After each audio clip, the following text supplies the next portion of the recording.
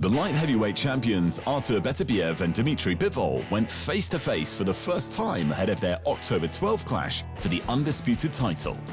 And the lack of fireworks was to be expected. It's mean like, you know, when you... It's top of meaning in professional boxing when you have 4 belts, you know.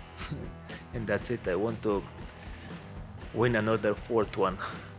This is my goal when I came to pro boxing. Of course, I put my target that I need to be the best in where I'm doing.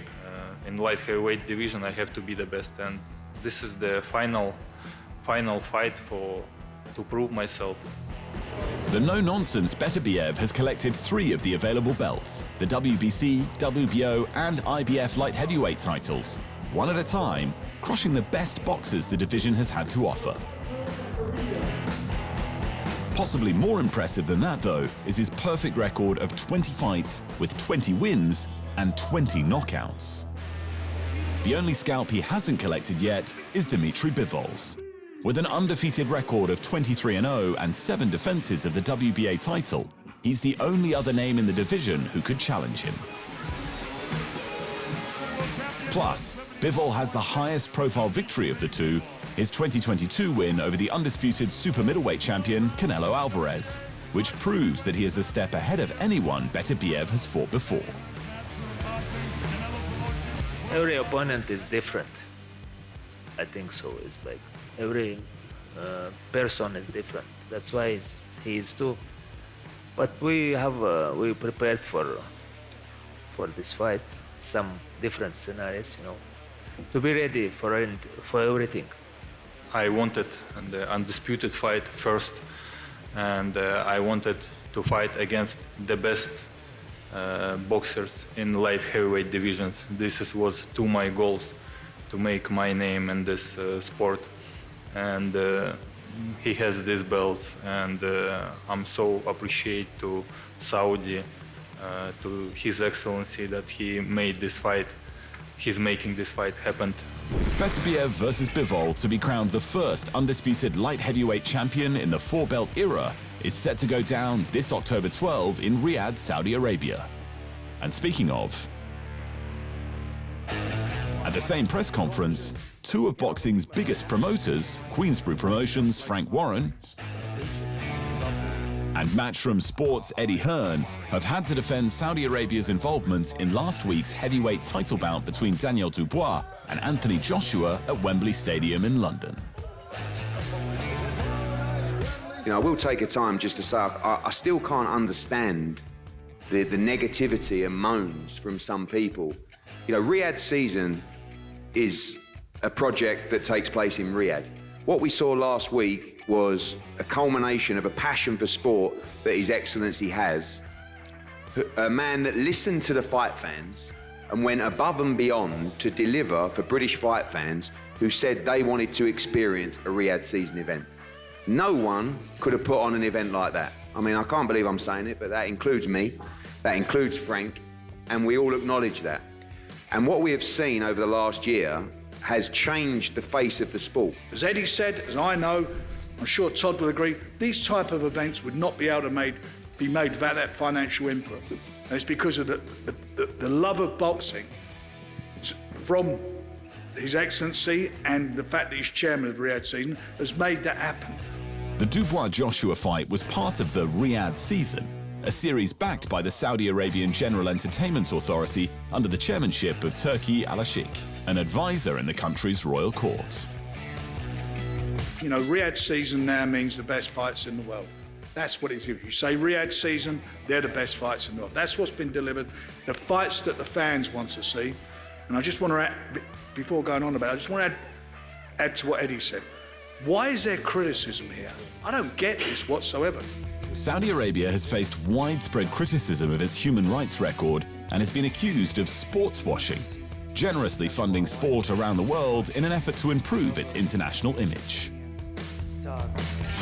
It's benefited everybody in this room, particularly and most importantly the fighters, who have had the fights that can define their legacy, have had the fights that can financially secure their future. And you know what? These guys are getting well paid for it as well. Big money, big money. In the most dangerous of all sports, getting paid great purses. What is there to complain about? The fans are doing well, the boxers are doing well, and yes, by the way, we're doing well. We work hard. That's what we're doing. We're professionals. We're not amateurs. And I certainly am not really an apologist for anything that's happened. It's been brilliant for British boxing, and it's certainly been brilliant for the boxers that I've been involved with. In other boxing news, Michaela Mayer became a champion in a second division. Alicia Baumgardner retained her WBC super featherweight title after her bout with Delphine Persoon ended in a no contest. And Terry Harper beat Rhiannon Dixon to become the first British woman to have held titles in 3 weight divisions. The main event of UFC Fight Night 243 in France ended after Renato Moicano battered Benoit Saint Denis so badly that the cageside physician had to call it off when Saint Denis could no longer see. Especially impressive, though, was that it only took 2 rounds. Just 23 seconds into the fight, Moicano took the Frenchman down, and 4.5 minutes later, Saint Denis' face was a mess. By the end of the second round, Saint Denis had possibly made it 1 round apiece, but his eyes had swelled shut, and that was that. Immediately after the bout, Paddy Pimblett called out Moicano on Instagram saying, "Let's do this, Renato Moicano, easy money." With both Pimblett and Moicano having the second longest active win streaks in the division at 6, it's a great fight to make. And in the middleweight co-main event, Nassourdine Imavov ended Brendan Allen's 7-fight win streak with another workmanlike performance. The French-Russian scored a clear unanimous decision, and now he wants a shot at the championship. Dricus du Plessis is the man with the belt, but with the super-stacked middleweight division as it is right now, it's highly unlikely that he'll take Imavov as his next opponent. A rematch with Strickland, who was the last man Imavov lost to, is likely to be the champ's next fight. Then there's the highly anticipated bout between the former champ, Robert Whittaker, and the wrecking machine, Khamzat Chimaev, for the next shot at the title. So Imavov has some waiting to do. There was no fight of the night on the French card, but Brian Battle, Morgan Charrière, Fares Ziam, and Chris Duncan all took home performance bonuses for their super exciting finishes.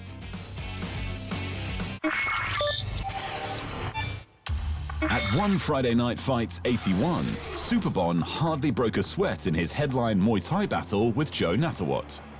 The interim featherweight kickboxing champion blasted Smokin Jo with an elbow that was almost too fast to see. The 2 veteran Thai fighters traded kicks in the opening seconds of the highly anticipated bout. But when Nattawut pressed forward with an aggressive punching combination, he got caught with a clean counter elbow from Superbon.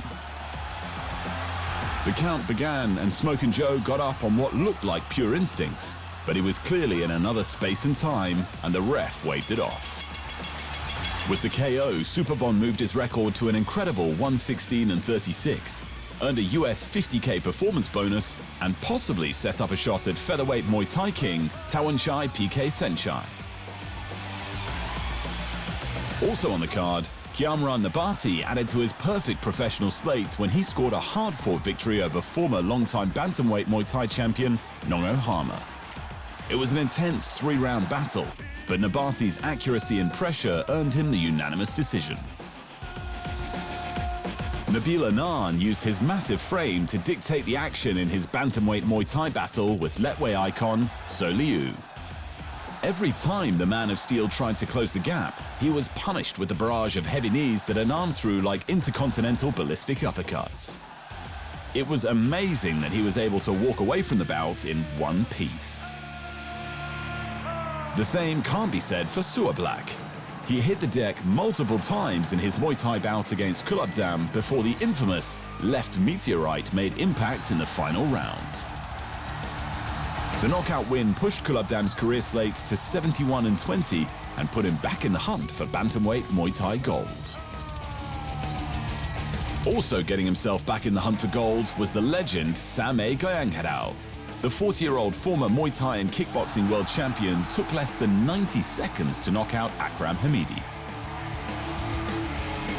After going down to a sneaky left hand, Le Pépite managed to beat his first 10 count.